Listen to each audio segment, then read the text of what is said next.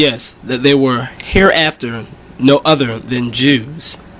That's what they were referred to as now, because they were converted into Jews.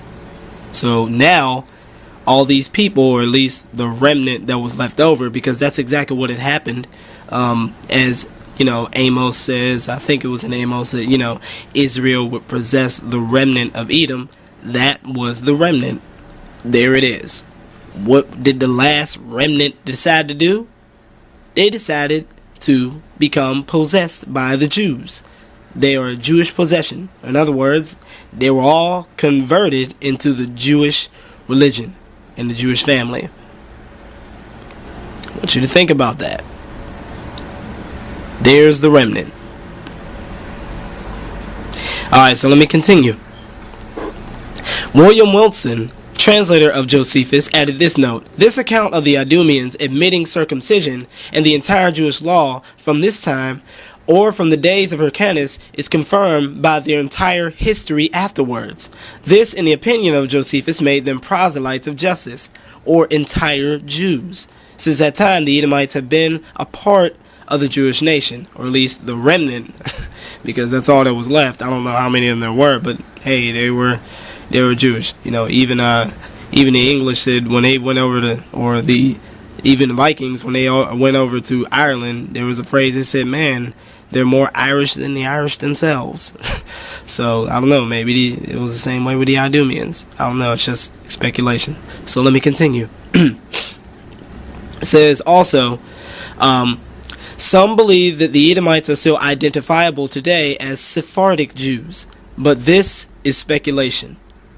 The Wycliffe Bible commentary on Obadiah confirms that judgment came upon Edom in ancient times, starting with the Nabatean invasion soon after the time of Obadiah. So you have ancient people who said these things, and you have other people in the past who are quoting from these same ancient people, and they're keeping the story the same. So let me continue.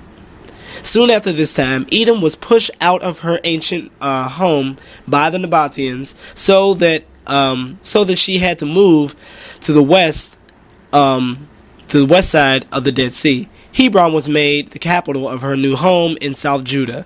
Oh, so they were basically pushed out. The Maccabees, especially John Hyrcanus in 125 BC, subdued and Judaized the Edomites. So now they're giving Hyrcanus with a date, 125 BC. That's a long time from when these prophecies started happening in 700 and 600 BC to finally be fulfilled in 125 BC. This was according to the Catholic Encyclopedia. This conquest of the Edomites by John Hyrcanus took place, they say, in 109 BC. So look at these dates. They're a lot different. Adam Clark's commentary, Matthew Henry, and Jameson, Fawcett, and Brown all see prophecies against Edom as being fulfilled partially by an invasion by the Babylonian king Nebuchadnezzar in the early 6th century BC, so that's one part of it, and partially by the Maccabees. Jeremiah 25:21 specifically predicts the humbling of Edom by Babylon, the same power that conquered Jerusalem 5 years before the destruction of Edom. Some commentators believe that some of the early prophecies of judgment against Edom were fulfilled by the invasion of the Assyrian king Sennacherib around 700 BC. There is no hint anywhere that any of these prophecies against Edom remain to be fulfilled in modern times, or that they can be applied to the current crisis in the Middle East. We have no way of knowing whether there is soon to be peace between Jews and Arabs in Palestine, but there is nothing in the Word of God to indicate that such peace cannot take place. The prophecies of Isaiah, Jeremiah, Ezekiel, and Obadiah against Edom should not be wrenched out of their proper historical context and made to apply to modern peoples who have no connection with Edom. The purpose of these prophecies was to assure the Hebrews at the time they were taken captive to Babylon in 586 BC that Jehovah would not allow the covetous Edomites to occupy their land. God promised that the land of Judah would remain vacant, and that the nation of Israel will be restored on that land after 70 years. Jeremiah 25 verse 11, 29 verse 10, and Daniel 9 verse 2. The application of those prophecies for today is that we should not be prideful as the Edomites were, believing that they were safe from God's wrath and could never be overthrown in their mountain fortresses. Also, we should not be covetous as Edom was, nor rejoice when judgment and suffering comes upon others. The fate of Edom and his complete disappearance from the family of nations constitute a reminder of God's justice, his judgment, and the sure fulfillment of all that he has promised in his inspired word.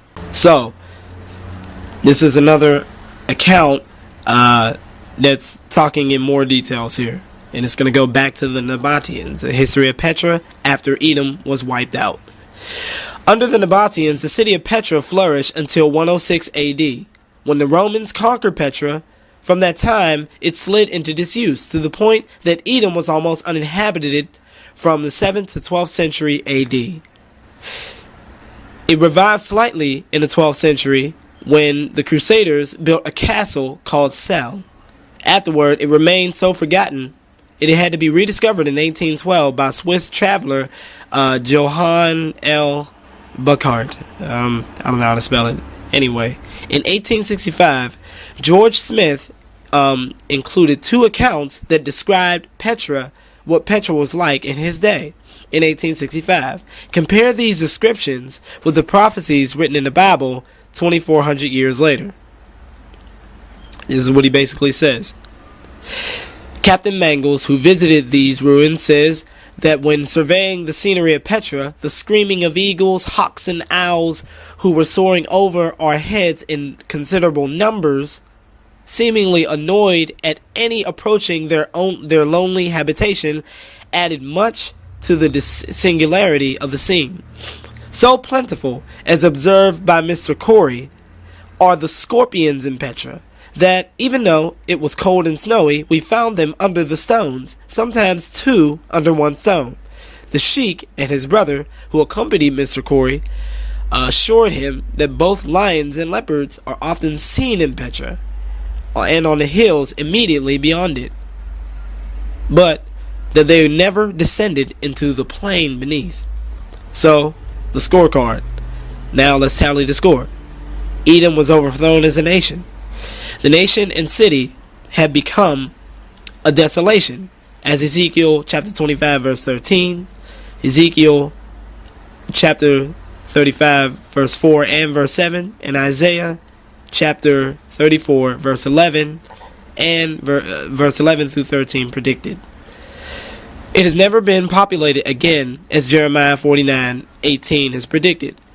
It had bloody history, as Ezekiel 25 verse 13 and 35 verse 6 and verse 8 predicted. And I also want to say, when it said it's never been populated again, it's basically, I think it's talking about Edomites. Okay, Edom became populated with wild animals and birds instead of people.